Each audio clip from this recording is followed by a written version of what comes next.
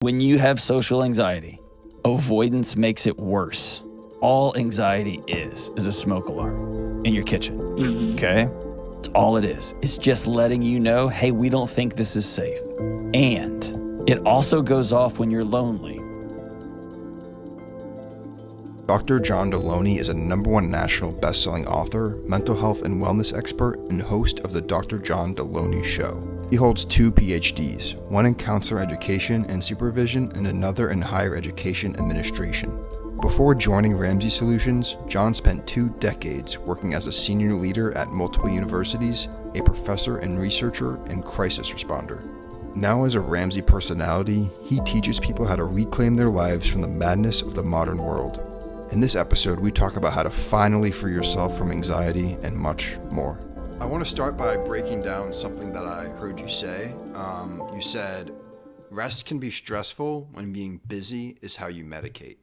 So I personally felt a little attacked when I heard that. So how can being busy medicate us? And maybe try to break down that quote a little bit. Me too, man. I think, so let me back out this way. Let's take something like anxiety. And we have over-sensationalized anxiety. Anxiety is just is an alarm system for our bodies. It's just trying to get our attention. And usually it falls into one of 3 buckets. And it's either your body has identified that you're alone, that you don't have anybody in a tribe. You're all on your own. And we've got some natural signals that say that's not safe. You're probably going to die. Or it finds us in a situation where you're not safe. Right? There's a bear coming at you, or you're in an abusive relationship, or you're in a toxic work environment that's killing you, whatever. Or you don't have control. Autonomy is the nerd word. Like you don't have a say in what happens next in your life, right? So usually what we do when those alarms go off, and I would say most mental health issues are our body just trying to get our attention, right? And it cascades in different ways based on your genetics and what you eat and how much you sleep and how tall you, all those things. But it really is our bodies trying to get our attention. And what we will do is go into the kitchen and climb up on a ladder and take the batteries out of that alarm system, or we will duct tape it, a pillow around it to try to just make it quieter. And that's addiction, right? That is we're trying to quiet down that hurt. We're trying to quiet down the volume of those things. And addiction has been passed off as alcohol, has been passed off as, sexual addictions. There's been several things, but over the last few years, there's just been this glaring data that shows up, right? Like diseases of despair and some of these broader, another study came out today that showed that the average lifespan of the U.S. citizen went down again in the U.S., right? That's really, we can look at it, we're lonelying ourselves to death and we're busying ourselves to death, right? And so busy has become an analgesic. It's become just a way to, like a muscle relaxant, right? It's a way to numb ourselves to get through the day. And I can put achievement, I can go get it. And really that's not the fight part, it's the flight part, right? I'm just running and running and running and running. And so if you use busyness like I do, right, or I use achievement, if I use action or movement as a way to prove to myself that I have value, when I actually have to rest or my body collapses on itself and I actually get sick, or my wife's in the hospital and I got to go sit with her for 48 hours and they tell me I can't have my phone in there, then my body starts rattling because it has to deal with the actual fire that's going on in that house, right? I can't just cover up those alarms anymore. Yeah, so like you said, it's numbing anxiety, and as we all know, numbing anxiety does not help the anxiety; it just delays it almost. It actually spins it up and makes it worse. Yes. It has a self-reinforcing effect to it. Your body actually feels a tiny bit better because it's quieted the alarms, and so it remembers, oh, I just need to get busier, and then busier, and then busier. Yeah. And then your body says, I can't keep running that fast. Yeah, so before we dive into the steps on exactly how to deal with anxiety, so I feel like it's important to understand what exactly is going on in your body when you're going through anxiety. I mean, in the simplest terms, your body spins up as though it's under threat, right? It's an anticipated threat. It's a thing that's coming in the future. And usually it has either seen this threat or it's remembered it when you were a kid. It fires up the system, right? And so it's your body dumping adrenaline and cortisol and all sorts of neuromodulators into action and saying, let's go get them. Let's start a fight. Because 5,000 years ago, there was a bear, and you either needed those chemicals to fire your body up to prepare you for an actual altercation or to sprint as fast as you could. You didn't have to be the fastest. What's that old joke? I don't have to outrun the bear. I just have to outrun you, right? The bear will get you. Yeah. So I got to get out of here. And nowadays, our threats aren't bears, they're emails, or they're deadlines for work projects, or they're student loans that we have to pay back, or they're car notes that we have to pay, or it's between rent. I got to move to my mom's house and then move back to, and there's nowhere for that stuff to cycle through. The Nagotsky sisters did a great job talking about the stress cycle. Like once that chemical cycle starts, man, if you don't move your body, it just sits in there. Here's the best way I could describe it. It's like taking Drano and blocking part of your pipe down 10 meters from your sink. And then every morning just dumping Drano in there. If it can't run out, eventually it's just going to eat through the pipes, right? And you're going to have all sorts of problems. That's what we're doing with our bodies. We just sit at our email. Instead of running or fighting, we just send a mean email back, or we thumbs down something. And we consider the threat neutralized, but our bodies have not, right? Yeah, so I personally feel like most people get stuck, not only with dealing with anxiety, but with just dealing with anything. They get stuck in that first step, taking that first step. So what exactly is a first step that someone can take when they're dealing with anxiety? It's as simple as, what would you do if your fire alarm in your house started? If you're sitting on your couch watching TV and your fire alarm goes off, your smoke alarm goes off in your kitchen, is the first thing you're going to do race over there and pull the batteries out of it? No, you're going to stand up and look around and see, where do I see smoke? Do I smell smoke? What's on fire?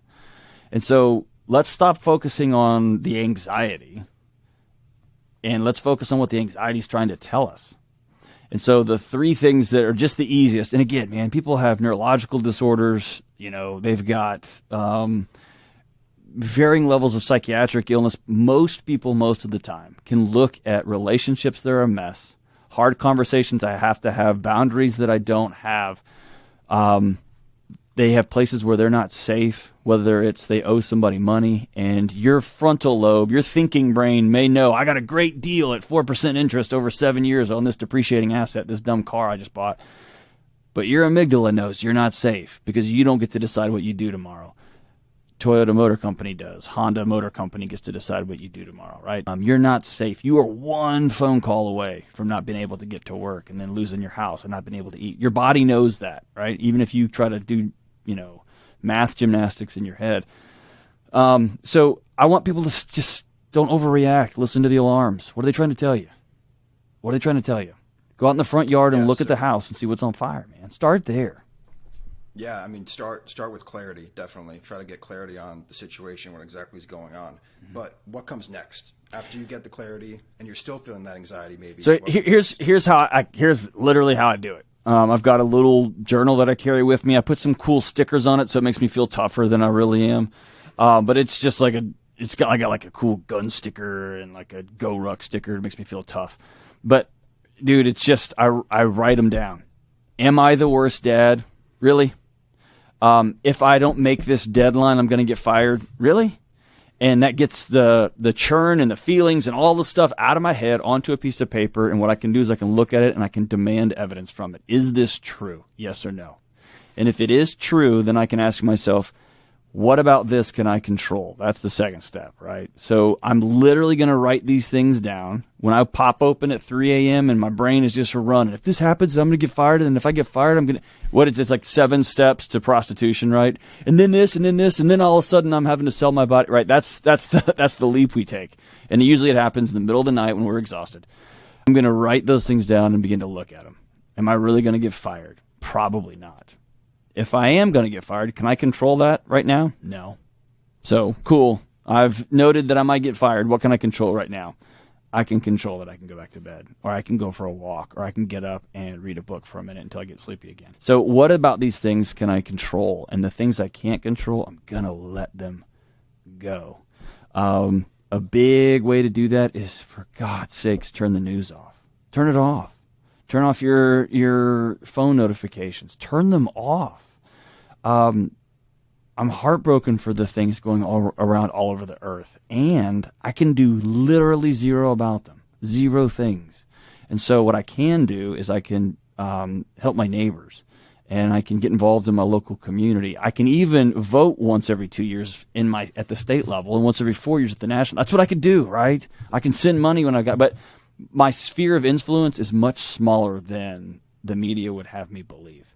And so I'm going to double down on the things that I can control. And then the next step that's equally important is I'm going to get it with other people. And that's a hard one for most of us, is after college, like we're trained as we're kids growing up, like, man, group projects and same team, and we're all working towards the same thing. And then all of a sudden you walk across that college graduation stage and the world whispers to you, now it's you versus everybody.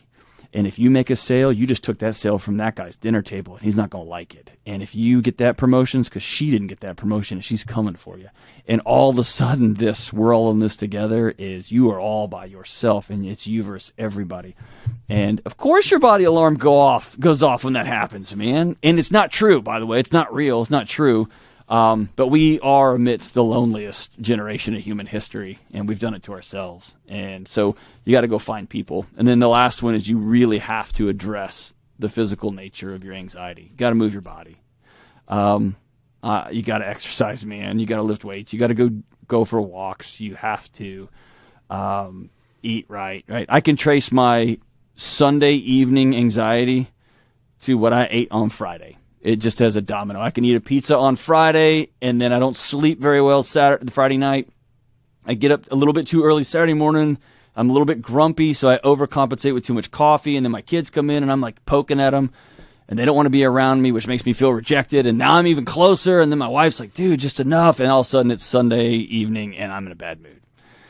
I mean, that started with a pizza, dude. I don't want to over-sensationalize that. I don't need to go get on meds. I need to stop eating garbage, right? Yeah, that thing you said about graduating college really resonated with me, because I mean, it's like when you're going through the school system, it's like freshman year, sophomore year, junior year, like you have this like structure, and then I feel like when you graduate, it's kind of just like you have the whole world in front of you, and that can be very overwhelming and cause a lot of anxiety. Absolutely. But you see how do it. You see the way I'm explaining it, like it makes sense though, right? Your body should be sounding the alarms, right? Yeah, exactly. And I think, something that I tried to do is just try to really get clarity. And like you said, write down maybe a game plan or some steps. And what I find too is that like if I'm anxious and I just write it down, I kind of realize like, wait a second, it's not that bad. Like it's not as bad as I thought. And so getting that clarity is crucial. Something else for me is I ask myself this question: is this self-inflicted anxiety? Am I causing this anxiety just from my thought patterns? So how do we make sure that we control our thoughts to not go down that spiral? Because a lot of people, it's not. Sometimes it could be what's happening in your life, but sometimes it can be self-inflicted, and you're just causing your own anxiety. And at that point, you need to make sure that you try to stop that. So how do we control our thoughts to try to stop that as much as we can? I think number one, the idea that we can control our thoughts is foreign to most of us. And it's a revelation. Like, what? No, I can't. Like, your thoughts are just things that have a mind of their own. They really don't. So it's being intentional about the thoughts that we're having. And you can't stop the lightning bolts, right? You can't stop the picture of your dad in a casket if he passed away, or your grandparents' funeral, or your kid who passed away, or that girl who broke up with you. The lightning bolts happen. The moment that thought enters your head, you got a choice. Am I going to meditate on that? Am I going to go down that imaginary road? Am I going to play out every scenario as it increasingly gets worse and worse? Am I going to have imaginary fights with people that I will never have in real life? I'll never have this conversation ever. But I'm like, man, if I see my boss, I'm going to tell him, dude, you're not going to tell him anything. You're not, but you're spinning your body up. You're dumping cortisol and adrenaline into the system. You're ready to fight. And then you just try to go to bed. Of course right? So I'm going to know that I can control my thoughts. I can't control the lightning bolt, but I do have a choice. And instead of going down that road, I'm going to insert something else. I've got a couple of stories in my body that are ready to go at any time. Ready to think about any time, and they are choosing beauty, choosing optimism. That's the other thing about anxiety is there's another side to it. Because anxiety is all about what if this happens, and that it's what if the world catches on fire, we're all dead. But if I'm being intellectually honest with myself, there's another side to that, which is what if this all works out? What if actually the politics of the day are so gross and ridiculous and disturbing? But what if they're heading towards a good thing, right? It doesn't look like it. I can't see it, but I have to be honest about that too. So I'm going to make the decision. I refuse to have imaginary conversations with people.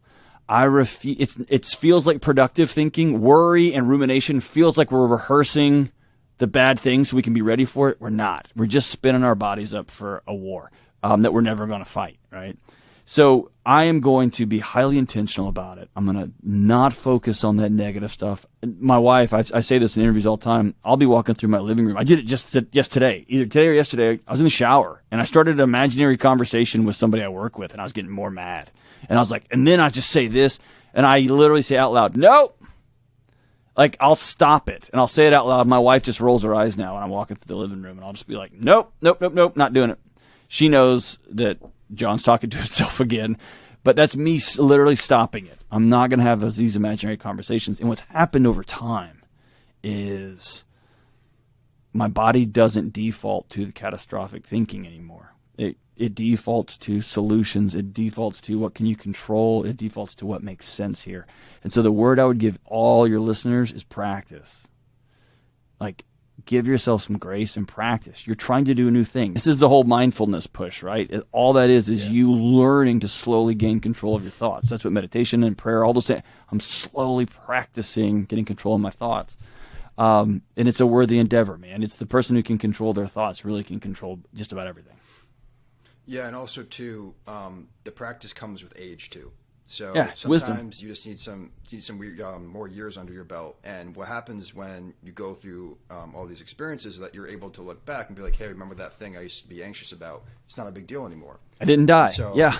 Well, and here's the other thing. You need wisdom and perspective, but again, I'll go back. You need other people. Mentors, people that are 5 or 10 years ahead of you. It feels like you're swinging through the jungle and your vine runs out and you let go and you start falling and you don't see the other vine coming. But you do see those people that are 10 years ahead of you up there, and you know, okay, it's coming. I'm not going to panic on the fall, right? In fact, I may try to figure out what I can learn from this fall and enjoy from this fall. The other vine is coming. Being with other people is so critical, especially, man, when your brain is in fight or flight, dude, your frontal lobe shuts off. Right? It unplugs. Your brain doesn't want you thinking through, is that a nice bear or a friendly bear? It just wants you running because it can't afford to lose that. If you're wrong, you're dead, right? And so we have to remember that we don't make good choices when we're stressed. We don't make good choices when we're scared. We don't make good choices when we're emotional. So I got to have people in my life that I bounce things off of, that I trust and say, hey, is this a good idea? And they say, dude, don't do that. And I literally won't do that because I trust them because I'm not in a good decision-making state right now. And that's called wisdom, right? I'm wise enough to know that it's not smart for me to act right now. Yeah, it's actually transitions perfectly into my next question. I also feel like, too, when you have conversations with people about stuff you're anxious about or ruminating about, a lot of times you're like, what are you talking about? You're fine. And so just getting that support with people really helps. So that transitions great into my next question, which is what is the correlation between loneliness and anxiety? I find this absolutely fascinating, and I think a lot of people need to hear what the correlation is. It's a 1-to-1, and I'll go direct with any neuroscientist. Well, no one disagrees with me on that. If you think back 2 or 3 or 4 or 5 or 100,000 years ago, if you open your eyes on the plains of the Midwest and your tribe had left you, you're probably going to die. You'd starve to death. You wouldn't be able to find water. You'd die from exposure. You would die. And so we have a wired into us. We co-regulate. Our body physiologically is co-regulated by the other human beings in our space. That's how we're designed. I've got the food. You've got security. He's got the babies. She's got whatever we're doing, right? you got to have a tribe. You got to have a gang. And if you don't, your body will let you know that you're not safe. It will sound your anxiety alarms. It will sound your OCD alarms. It will sound even those low-level dysthymia. Like, everybody's different, right? And I don't mean that like, everybody's different, but every human body functions differently. But the signals are often pointing back to the same thing, which is you are lonely, lonely, lonely. And you got to get people in your life. Definitely. I feel like personally, the two things that cause teens and young adults the most anxiety is one, relationships, like we just talked about, and the other thing is their career or work or school. So right now I'm reading a book called The Defining Decade, and it's a book about why your 20s really matter and how to take the most advantage of it as you can. And there's a quote in the book that says 2/3 of career growth happens within the first 10 years of employment. So when it comes to careers, business, or school, how much of your life should revolve around that when you're in your 20s, do you think? I'm sitting where I'm sitting because of the gasoline I poured on the fire in my 20s and early 30s. I think that the back end of that premise, that the 2/3 part of your career is based on the first 10 years of your trajectory, I think that's shifting now because people are having to retool and do different things. And so that study in 5 or 10 years may look very different. I'm doing a job that didn't exist when I was in college. YouTube did not exist.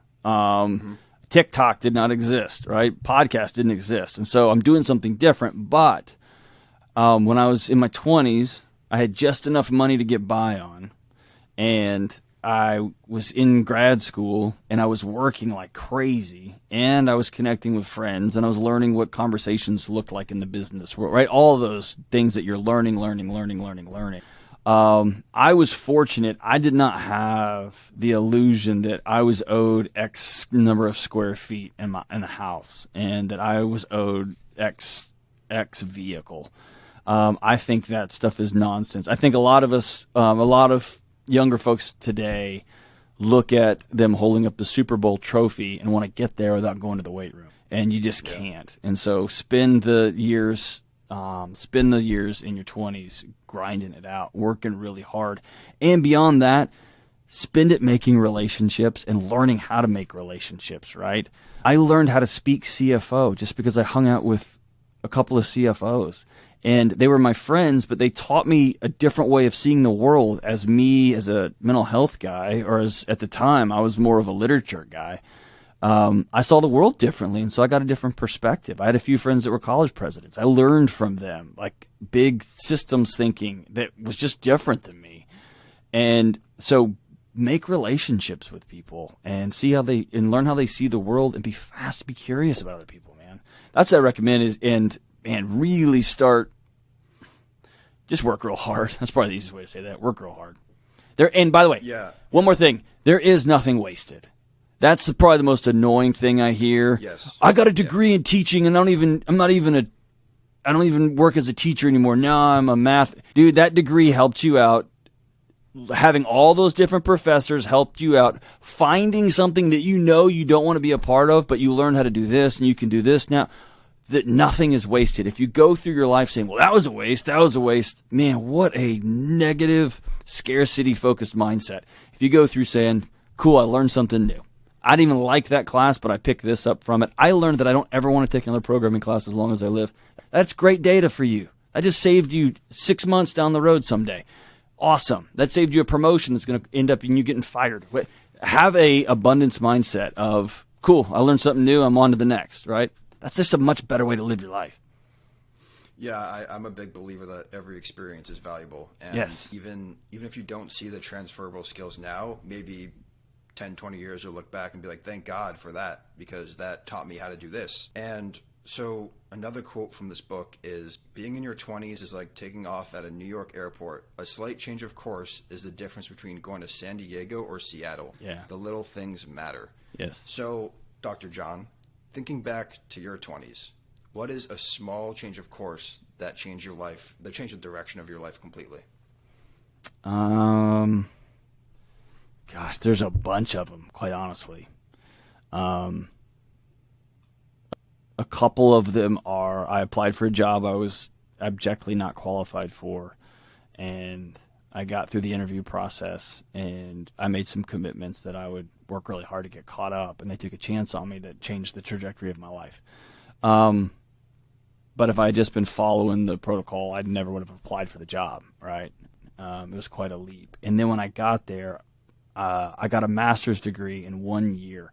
And this is before they used to just sell master's degrees. And it was in person. There was no online courses. And so it was 9 months, 9 hours in the spring, 9 hours summer 1, 9 hours summer 2, 9 hours in the fall of a graduate course. I about killed myself and about lost my marriage, but I got it done, right? And it was awful. But we knocked it out, and I went straight into a PhD program because I had so much to learn, right? I had so much to gain. And when I had to write papers, I didn't just write to get done with the assignment. I wrote to learn. What am I trying to pick up here? What am I trying to grasp here? And so I didn't waste those lessons. And again, I look back and think, what kind of idiot? What were you doing, man? Why didn't you go be on a softball league? That would have been awesome. It would have been a great use of my time. I just now know that I chose to use my time this way. Nothing's wasted, and here's where it ended up. Here's where I ended up landing. Right? I also think that analogy about, you turn the car 1 degree and you can end up this way or this way. Or I've heard it like if you leave LAX, it's the difference between going to Florida and New York is like 7 feet direct, whatever that thing is. Yeah. That's all cool, but there's an underlying tone that says, if you do this wrong, you may end up in Florida instead of New York. And I think that really locks us into either or. It has to be this way. If it's not this way, it's going to be that way thinking. And dude, I want to free people from that. You can find a great life in Florida. You can find a great life in New York. And you can be miserable in both places too. So I see a lot of people in their 20s and early 30s paralyzed. I don't know what to do next. Because if I just miss this one thing, dude, I'm going to end up in San Diego instead of Seattle. Man, just go to Seattle. Yeah. Even if you have to walk, go to Seattle, right? And don't overthink the trajectory. And here's the other thing. You can fly from San Diego to Seattle. So even if you end up in San Diego, you can still get there. It might be a little bit later, but you can still get there. Yeah, I also I feel like when there's a change of direction and people are upset about it, I think you have to understand is that you don't really know what the outcome's going to be. Maybe it turns out better. And so, so don't be scared of those little adjustments or little changes. So, I think it's important to grieve it. And I talk about that in my book. Like the grief it's just the gap between what I wanted and what I hoped for and what actually happened. And we do have a bad habit of blowing over that. And I think it's important to say, like, I really wanted that promotion. I didn't get it. And to be sad about it. Be sad. Call some of your buddies, man, and be like, dude, that's no good. And then ask yourself, what can I do? What can I control? Right? And then I'm going to head back. Either I'm going to get another job or I'm going to head back into that job and take what I've learned about myself and learn some new skills and work harder. But grieve it. But then, like you mentioned, dude, get back in. You don't know if that might be the greatest thing that you didn't get that promotion. Or just wait till the next one, right? I almost took a job that was going to be a significant salary increase for me. In the same state where I lived, and it just didn't feel right, but I almost did it because of the money. And my wife and I was like, man, I don't feel good. She's like, I don't feel good. And so we said no. And it felt like a disaster. Like, oh my gosh, we're going to be at this other place forever. And it wasn't 4 or 5 months later that the life-altering opportunity at a different university in another state showed up that was significantly more financial benefit, but the institution itself was extraordinary. So my life changed that way. So it ended up being the greatest thing in the world that I didn't take that job, right? So like you mentioned, we grieved it, we retooled, and then we were patient, man. I also think that people need to stop with they're way too caught up on failure. And the way I look at it is you shouldn't look at it as failure. You should look at it as how can I adjust? How is this an adjustment? And so I think you can only do that if failure is devastating if you owe somebody $100,000. Failure is devastating if you've leveraged yourself to where if I fail, I don't eat, right? Yeah. And that's why I not owe anybody any money and having an emergency fund and living in another state instead of living in downtown Manhattan. If that's what you can afford, that's what you can afford, man. If you have to live in Connecticut for a year instead of moving back to Boston, because that's just that's what we got to do. But that way I can use failure as a learning opportunity. Otherwise, failure might kill you, right? We don't talk about that enough. It might. If you live your life in a way that allows you to fail, man, you are way better off. So I discovered you through a viral clip of you saying, if no one's ever told you this, you are not a burden. So why do people think they're a burden? And how do we change that mindset? Ooh, that's a good question. I think that clip came from my radio show where I was talking to a caller who was suicidal, if I'm not mistaken. And that's a common. People get to the end. They've practiced. They've got the ability to take their life. They have found themselves they're lonely. They've got a plan. And then there's this other sense of they're not just lonely, but people think that, you know what? Actually, people like are worse off because I'm here. And I think that we don't like ourselves. We don't think we look right. We don't like the way our parents treated us. And good grief, if they didn't treat us right, I must be worth nothing. They were my mom and dad, and they should. I mean, if they didn't, good grief. And man, if these institutions that were supposed to take care of me, like my government, my education, I mean, if they've used me as a pawn in their games, what am I worth, right? I mean, you and I can just do on and on and on.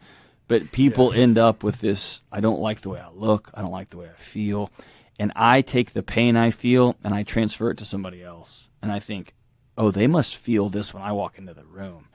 And that clip was me looking at somebody saying, that's not true. That's a lie.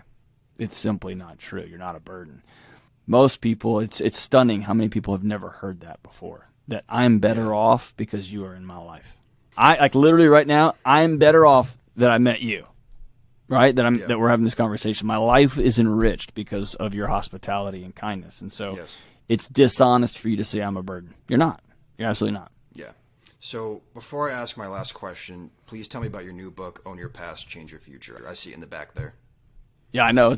It's a really non-subtle pitch back here, right?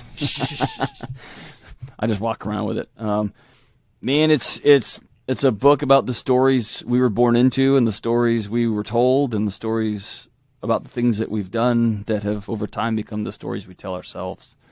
And the world shifted underneath us a lot in the last 25 years. I even go as far to say is I don't believe we have a mental health crisis. And I got a PhD in counseling. I don't think we have a mental health crisis. I think we've created a world for ourselves in which our bodies cannot live. And the mental health responses is our bodies trying to tell us both individually and communally and globally, this cannot continue like this. This is madness. And we can continue addressing each symptom as it pops up, and another one will pop up, and another one will pop up, and another one will pop up. We can keep doing that. But at some point, in counseling we call it leakage.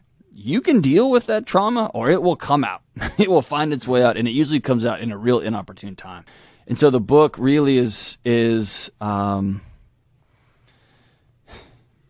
it's a letter to myself. It's a letter to my son. It's me walking through what happened to me, the thousands of conversations I've had with people behind closed doors over the last 2 decades, and then me sitting down in the academic setting and just saying, what is happening to me? What's happening to my wife, to our marriage, to our friends' marriages, to our country? What's happening to my kids? And most importantly, I have to own what happened to me. And then there's a period at the end of that sentence. And then I have to ask myself the one terrifying question, what do I do now? And that's the book, is walking us through, here's how you wrestle with the past, and then here's what you do next. And if somebody treated you differently because of the color of their skin, if you grew up in deep poverty, if you were abused as a kid, if your dad just was too busy at his lawyer job in your 5,500 square foot house, and your little boy is just wondering, why does dad like that smartphone more than me? Like whatever your stuff is that you bring to the table, you got to own it, and you got to put a period at the end of that sentence, and you got to ask yourself, what do I do next? And we live in a culture that just tells us you're going to be a victim forever, and you're always going to be the worst thing to ever happen to you. And I just think that's nonsense. And it's a path. It's a book about hope, about what comes next.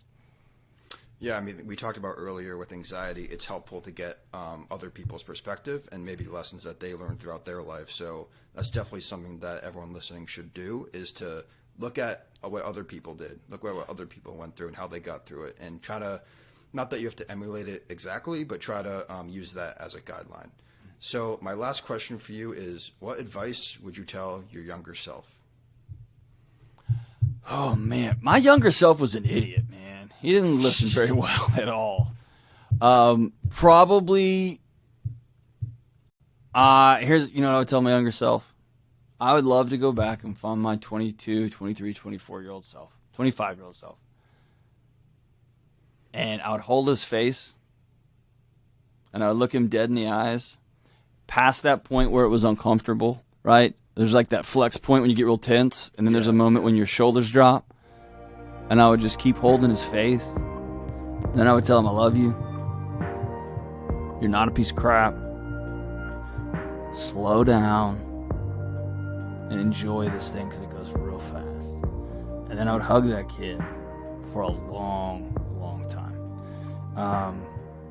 That's what I would tell my 25-year-old self, my 24-year-old self.